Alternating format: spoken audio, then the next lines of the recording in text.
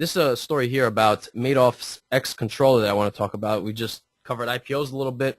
Want to move on to this article, which is both sad and kind of hilarious at the same time. It says, the former controller for imprisoned financier Bernie Madoff blamed him Monday for directing her to deceive investors, regulators, and the IRS as she pleaded guilty to conspiracy and other charges. Here's the best part. I love this. She says, this is a quote, "I did not know that Madoff and others were stealing investors' money.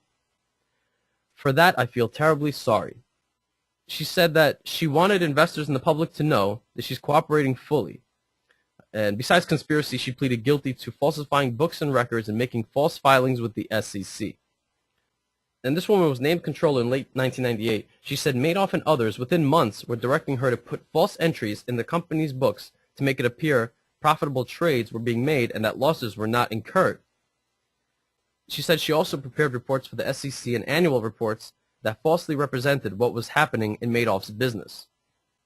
Now, this is great because this person is sitting there falsifying records, making false representations, coming up with complete lies. All the while, she's not aware that anything was going on, that Madoff was stealing money.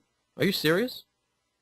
Are you serious? I mean, it never ceases to amaze me what these people will say in court to avoid punishment. Here I am falsifying records, but I don't think that anything's wrong with what I'm doing.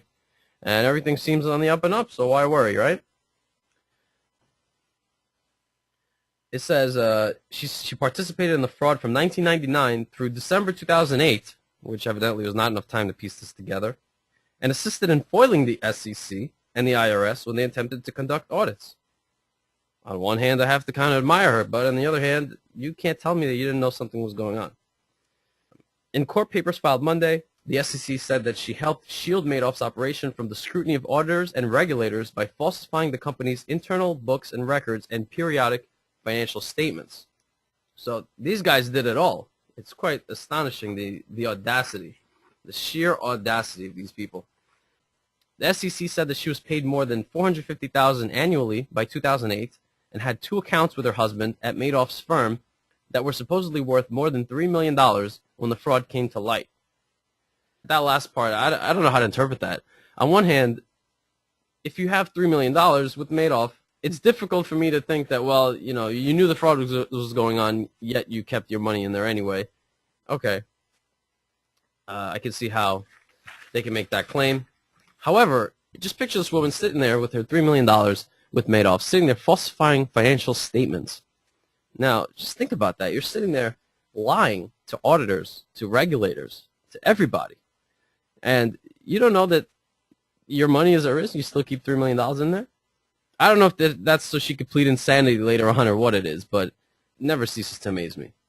Never ceases to amaze me. So that's the Madoff story in the Washington Post.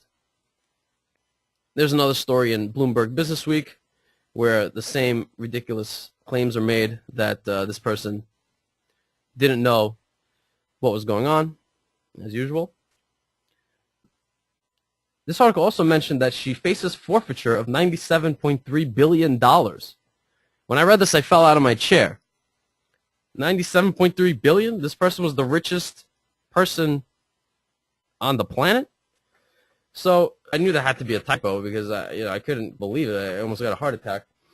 So I went into the complaint from the Attorney General's office.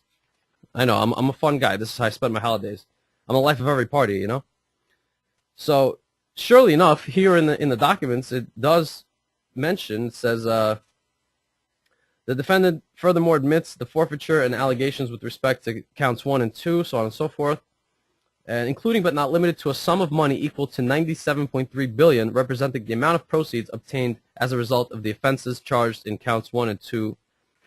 Okay, I understand a typo was made, but you wouldn't believe the amount of news sites that have quoted this blindly. They just said, yeah, she has to pay $97.3 billion.